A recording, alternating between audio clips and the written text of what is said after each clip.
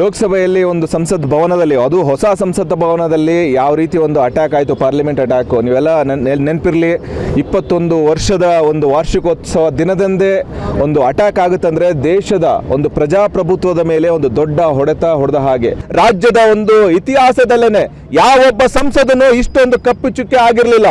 ಅಂತ ಒಂದು ಕಪ್ಪು ಚುಕ್ಕೆ ಈ ಪ್ರತಾಪ್ ಸಿಂಹ ಆಗಿದ್ದಾರೆ. ಇವತ್ತು ದೇಶದಲ್ಲಿ ಎಷ್ಟೊಂದು ಮಂದಿ ಸದಸ್ಯರನ್ನ ಇವತ್ತು ಅಲ್ಲಿಂದ ತೆಗೆದು ಹಾಕ್ತಾ ಇದ್ದಾರೆ.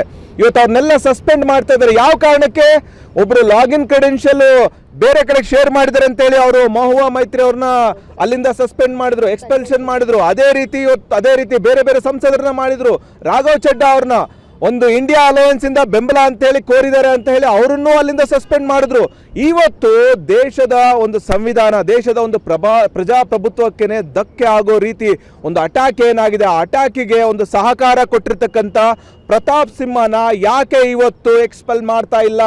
ಅದೇ ರೀತಿ ಏನು ಕೇಂದ್ರ ಗೃಹ ಸಚಿವರಿದ್ದಾರೆ ಅಮಿತ್ ಶಾ ಅವರು, ಇವತ್ತು ದೇಶದ ಭದ್ರತೆ ಬಗ್ಗೆ ಮಾತಾಡಬೇಕಾಗಿತ್ತು. ಅಂಥವ್ರು ಇವತ್ತು ಒಂದೇ ಒಂದು ಮಾತು ಆಡ್ತಾ ಇಲ್ಲ. ಅಂಥವ್ರು ಗೃಹ ಸಚಿವರಾಗಿ ಇವತ್ತು ಮುಂದುವರಿಯೋದಕ್ಕೆ ಯಾವುದೇ ರೀತಿ ಲಾಯಕ್ಕಿಲ್ಲ. ಅದೇ ರೀತಿ ಅಮಿತ್ ಶಾ ಅವರು ಸಹ ರಾಜೀನಾಮೆ ಕೊಡಲೇಬೇಕು. ಯಾವುದೇ ಕಾರಣಕ್ಕೂ ಅವರು ಮುಂದುವರಿಯೋಕ್ಕೆ ಸಾಧ್ಯನೇ ಇಲ್ಲ. ಪ್ರತಾಪ್ ಸಿಂಹ ಅವ್ರನ್ನ ಇಮ್ಮಿಡಿಯೇಟ್ ಆಗಿ ಅವ್ರನ್ನ ಯಾವ ತನಿಖೆನೂ ಇಲ್ದೇನೆ ಎಕ್ಸ್ಪೆಲ್ ಮಾಡಲೇಬೇಕು. ಯಾಕಂದ್ರೆ ಕಣ್ಣು ಮುಂದೆ ಇದೆ ಯಾವ ತರ ಕಿಡಿಗೇಡಿಗಳು ಇವತ್ತು ನಮ್ಮ ಸಂಸತ್ ಭವನಕ್ಕೇನೆ ಎಂಟ್ರಿ ಕೊಡ್ತಾರೆ, ಅಲ್ಲಿಂದ ಜಂಪ್ ಮಾಡ್ತಾರೆ, ಆಮೇಲೆ ಒಂದು ಸ್ಮೋಕ್ ಗನ್ನಿಂದ ಅಲ್ಲೆಲ್ಲ ಆರಿಸ್ತಾರೆ. ದುರದೃಷ್ಟವಶಾತ್ ನೋಡಿ ಅವತ್ತೆಲ್ಲರೂ ಬಂದು ಇವತ್ತು ಅದೇ ಯಾರಿಗಾದ್ರೂ ಒಂದು ದೊಡ್ಡ ಹಾನಿ ಆಗಿದ್ರೆ ಇನ್ನೇನು ಆಗ್ತಾ ಇತ್ತು. ಇವತ್ತು ದೇಶದ ಸಂಸತ್ ಭವನ ಏನಿದೆ ದೇಶದಲ್ಲೇ ಅತ್ಯಂತ ಒಂದು ಸುರಕ್ಷಿತ ಅಂತ ಹೇಳ್ತಾರೆ, ಹೈ ಸೆಕ್ಯೂರಿಟಿ ಅಂತ ಹೇಳ್ತಾರೆ. ಇಂಥ ಹೈ ಸೆಕ್ಯೂರಿಟಿ ಇರೋ ಒಂದು ಭವನಕ್ಕೇನೆ ಅಷ್ಟು ರಾಜಾರೋಷವಾಗಿ ಇವತ್ತು ಜನ ಬಂದು, ಕಿಡಿಗೇಡಿಗಳು ಬಂದು ಈ ತರ ಒಂದು ಕೃತ್ಯ ಮಾಡ್ತಾರೆ ಅಂದ್ರೆ ಇನ್ನು ದೇಶದ ಭದ್ರತೆ ಹೇಗೆ ಕಾಪಾಡ್ತಾರೆ? ಹೇಗೆ ಇವರು ಚೀನಾ ಮತ್ತೆ ಪಾಕಿಸ್ತಾನದಿಂದ ದೇಶವನ್ನ ಕಾಪಾಡ್ತಾರೆ? ಜನಸಾಮಾನ್ಯರ ಭದ್ರತೆ ಬಗ್ಗೆ ಯಾವ ರೀತಿ ಇವತ್ತು ತೊಂದರೆಗಳಾಗ್ತಾ ಇದೆ ಅಂತ ನಾವೆಲ್ಲ ನೋಡ್ತಾ ಇದೀವಲ್ಲ. ಮುಖ್ಯ ಕಾರಣರಾಗಿದ್ದಾರೆ ಇವತ್ತು ಈ ಒಂದು ಪಾರ್ಲಿಮೆಂಟ್ ಅಟ್ಯಾಕ್ಗೆ. ಮುಖ್ಯ ರೂವಾರಿ, ಮುಖ್ಯ ಕಾರಣಕರ್ತ, ಸಹಕಾರ ಮಾಡಿರ್ತಕ್ಕಂಥ ರಾಜ್ಯದ ಸಂಸದ ಏನಿದೆ ಪ್ರತಾಪ್ ಸಿಂಹ, ಅವರ ಉಚ್ಚಾಟನೆ ಆಗಲೇಬೇಕು. ಪಕ್ಷದಿಂದ ಅಷ್ಟೇ ಅಲ್ಲ, ಲೋಕಸಭೆಯಿಂದನೇ ಅವ್ರನ್ನ ಅಮಾನತು ಮಾಡಬೇಕು. ಲೋಕಸಭೆಯಿಂದ ಎಂತೆಂಥ ಕಾರಣಗಳಿಗೆ ಬೇರೆಯವ್ರನ್ನ ಅಮಾನತು ಮಾಡಿದ್ದಾರೆ ನೋಡಿ. ರಾಹುಲ್ ಗಾಂಧಿ ಅವ್ರನ್ನ ಯಾವುದೋ ಒಂದು ಕಾರಣಕ್ಕೆ ಅವ್ರನ್ನ ಅಮಾನತು ಮಾಡಿದ್ರು. ಮೋದಿ ಅನ್ನೋ ಹೆಸರಲ್ಲಿ ಕಳ್ರಿದ್ದಾರೆ ಅಂತ ಹೇಳೋದಕ್ಕೆ ಅವ್ರನ್ನ ಅಮಾನತು ಮಾಡಿದ್ರು. ಅದೇ ರೀತಿ ಮಹುವಾ ಮೈತ್ರಿ ಅವರು ಏನು ಒಂದು ಲಾಗಿನ್ ಕ್ರೆಡೆನ್ಷಿಯಲ್ ಪಾಸ್ವರ್ಡ್ ಅನ್ನ ಬೇರೆಯವರಿಗೆ ಶೇರ್ ಮಾಡಿದ್ದಾರೆ ಅಂತ ಅವ್ರನ್ನ ಅಮಾನತು ಮಾಡಿದ್ದಾರೆ. ಆದ್ರೆ ಪ್ರತಾಪ್ ಸಿಂಹ ಮಾಡಿರೋ ಕೃತ್ಯ ಏನಿದೆ ಅದೆಲ್ಲದಕ್ಕಿಂತ ದೊಡ್ಡ ಮಟ್ಟದ ಒಂದು ಕೃತ್ಯ. ಅದು ದೇಶದ ಭದ್ರತೆಗೆ ಧಕ್ಕೆ ತರುವಂತ ಒಂದು ಕೃತ್ಯನ ಪ್ರತಾಪ್ ಸಿಂಹ ಅವರು ಮಾಡಿದ್ದಾರೆ. ಅವರು ಯಾವುದೇ ಕಾರಣಕ್ಕೂ ಲೋಕಸಭೆಯಲ್ಲಿ ಮುಂದುವರಿಯೋದಕ್ಕೆ ಲಾಯಕ್ಕೆ ಇಲ್ಲ. ಫಸ್ಟ್ ಅವ್ರದ್ದು ಉಚ್ಚಾಟನೆ ಆಗಲೇಬೇಕು.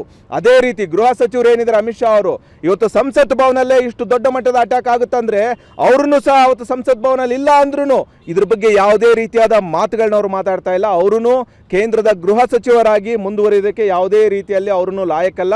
ಅವ್ರನ್ನು ರಾಜೀನಾಮೆ ಕೊಡಬೇಕು. ನನ್ನ ಕೈಲಿ ಆಗೋದಿಲ್ಲ ಅಂತ ಹೇಳಿ ರಾಜೀನಾಮೆ ಕೊಟ್ಟು ಹೋಗ್ಬೇಕು ಅಂತ ಹೇಳಿ ನಾವು ಇವತ್ತು ಆಗ್ರಹ ಮಾಡ್ತಾ ಇದ್ದೀವಿ.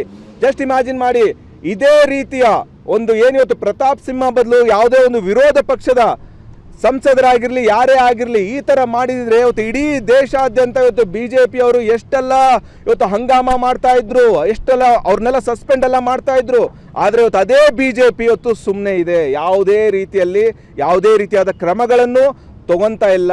ನಾವು ಕೇಳ್ತಾ ಇರೋದು ಕೇಂದ್ರ ಸರ್ಕಾರದ ಮೋದಿ ಅವರಿಗೆ ಯಾಕೆ ಈ ತಾರತಮ್ಯ? ವಿರೋಧ ಪಕ್ಷದ ನಾಯಕರುಗಳು ಈ ಒಂದು ಚಿಕ್ಕ ತಪ್ಪು ಮಾಡಿದ್ರೆ ಅವ್ರನ್ನ ನೀವು ಸಂಸತ್ತಿಂದನೇ ಎಕ್ಸ್ಪೆಲ್ ಮಾಡ್ತಾ ಇರ. ಅದೇ ನಿಮ್ಮ ಪಾರ್ಟಿಯವರು ಎಷ್ಟೇ ಭ್ರಷ್ಟಾಚಾರ ಮಾಡಲಿ, ಎಷ್ಟೇ ದೇಶದ ಭದ್ರತೆಗೆ ಧಕ್ಕೆ ತರಲಿ, ಅವ್ರನ್ನ ಮಾತ್ರ ಕಾಪಾಡ್ಕೊಂಡು ಹೋಗ್ತಾ ಇದ್ದಾರೆ.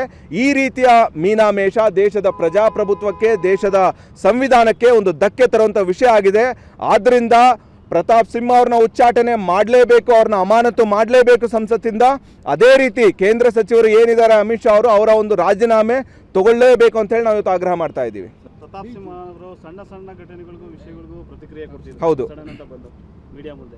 ಬಟ್ ಈ ವಿಷಯದ ಬಗ್ಗೆ ಇದುವರೆಗೂ ಯಾವುದೇ ರೀತಿ ಪ್ರತಿಕ್ರಿಯೆ ಕೊಟ್ಟಿಲ್ಲ. ಅದೇ ಅವರ ಒಂದು ಪ್ರತಿಕ್ರಿಯೆ ನಾನು ನೋಡಿದೆ. ಏನ್ ಹೇಳ್ತಾ ಇದ್ದಾರೆ, ನನಗೆ ಕಾಡಿಸಿ ಪೀಡಿಸಿ ನನಗೆ ಈ ಒಂದು ಪಾಸನ್ನು ತಗೊಂಡಿದ್ದಾರೆ. ನೀವು ಕಾಡಿಸಿ ಪೀಡಿಸಿದ್ರೆ ನೀವು ಪಾಸ್ ಕೊಟ್ಬಿಡ್ತಾರೆ ಯಾರಿಗೆ ಬೇಕಾದ್ರೂ.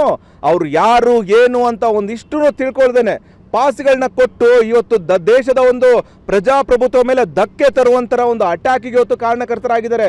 ಪ್ರತಾಪ್ ಸಿಂಹ ಅವರಿಗೆ ಹೇಳೋದಿಷ್ಟೇ, ನೀವು ಒಂದೊಂದು ಚಿಕ್ಕ ವಿಷಯಕ್ಕೆ ಆ ಬೆಂಗಳೂರು ಅಭಿವೃದ್ಧಿ ಹೈವೇ ನೋಡ್ಬೇಕಾದಾಗ ವಾರಕ್ಕೊಂದ್ಸರಿ ಬಂದು ಲೈವ್ ಬಂದು ಮಾತಾಡ್ತಾ ಇದ್ರು, ನೋಡಿ ಇವತ್ತು ಇದನ್ನ ಮಾಡಿದೀವಿ ಅದನ್ನ ಮಾಡಿದೀವಿ ಅಂತ.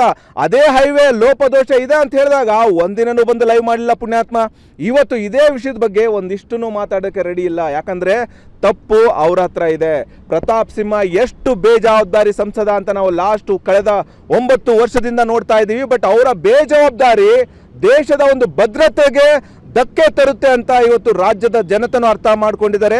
ಮುಂದಿನ ದಿನಗಳಲ್ಲಿ ರಾಜ್ಯದ ಜನತೆ ಈ ಒಂದು ಭ್ರಷ್ಟ ಬಿಜೆಪಿ ಸಂಸದರೇನಿದ್ದಾರೆ, ಅದು ಪ್ರತಾಪ್ ಸಿಂಹ ಆಗಿರ್ಬೋದು, ತೇಜಸ್ವಿ ಸೂರ್ಯ ಆಗಿರ್ಬೋದು, ಬೇರೆಯವರಾಗಿರ್ಬೋದು, ಅವರೆಲ್ಲರಿಗೂ ಒಂದು ತಕ್ಕ ಪಾಠವನ್ನ ಕಲಿಸೋದಕ್ಕೆ ರಾಜ್ಯದ ಜನತೆ ತಯಾರಾಗಿದ್ದಾರೆ. ಪ್ರತಾಪ್ ಸಿಂಹನನ್ನ ಲೋಕಸಭೆಯಿಂದ ತೆಗೆಯಲೇಬೇಕು. ಭ್ರಷ್ಟ ಪ್ರತಾಪ್ ಸಿಂಹನ ಲೋಕಸಭೆಯಿಂದ ತೆಗೆಯಲೇಬೇಕು. ಬಿಜೆಪಿ ಸರ್ಕಾರಕ್ಕೆ ಹೇಳಿ ಧಿಕ್ಕಾರ. ಬಿಜೆಪಿ ಕೇಂದ್ರ ಸರ್ಕಾರಕ್ಕೆ ಹೇಳಿ ಧಿಕ್ಕಾರ. ದೇಶದ್ರೋಹಿ ಪ್ರತಾಪ್ ಸಿಂಹ ಉಚ್ಚಾಟನೆಗೊಳ್ಳಲೇಬೇಕು, ಆಗಲೇಬೇಕು. ದೇಶದ ಭದ್ರತೆಯನ್ನು ಕಾಪಾಡಬೇಕು. ಸ್ವಾದಿಷ್ಟತೆಯ ಸ್ವಾದ, ತಾಜಾತನದ ಆಹ್ಲಾದ, ಉತ್ತಮ ಆರೋಗ್ಯ ಮತ್ತು ಹೆಚ್ಚಿನ ರೋಗ ನಿರೋಧಕ ಶಕ್ತಿಯ ವೃತ್ತಿಗೆ ಈಗ ನಿಮಗೆ ಸಿಗುತ್ತಿದೆ ಉತ್ತಮ ಗುಣಮಟ್ಟದ ಪೌಷ್ಟಿಕಾಂಶ Shri Vaidik millet health mix. ಇದು ಸಿರಿಧಾನ್ಯಗಳ ಸಂಪತ್ತು.